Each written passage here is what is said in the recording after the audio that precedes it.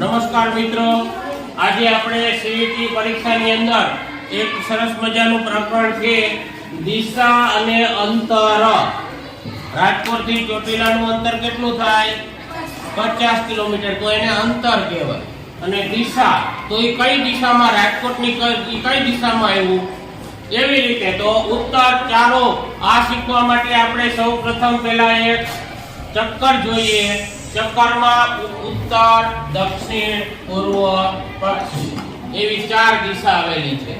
ત્યાર પછી કુલ ખૂણા 4: ઈશાન અને નૈઋત્ય અને વાયવ્ય, અગ્નિ. 4 ખૂણા અને 4 દિશા. આ તમારે યાદ રહેવું જોઈએ.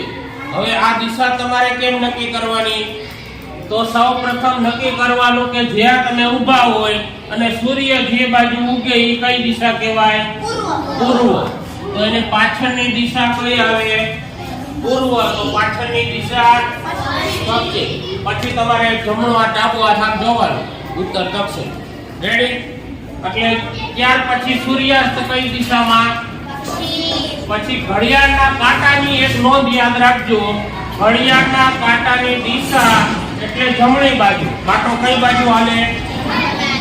જો તમને એમ કે ઊંધો હાલે છે વિરુદ્ધ દિશામાં, તો દિશા કઈ થાય? અને ડાબો આ જમણો આ તમને ખબર જ છે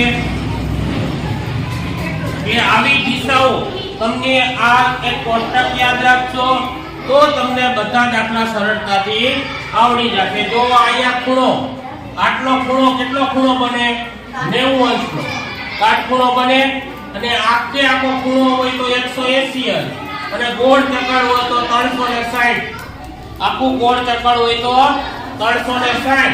એમાં ઉપરનો ભાગ 180, નીચેનો ભાગ 180, તો 360 થાય. આ 90 તોય 360 થાય. એટલે ખૂણાના માપથી કાટખૂણા ઉપર હોય તો 90. એ તમે ગણિતમાં ભણો છો. તો આજે આ પ્રકરણમાં દિશા અને અંતર એના અંતર્ગત આ દાખલા તમારે આટલા મુદ્દા યાદ રાખશો તો તમને આ પ્રકરણના દાખલા આવડી જશે.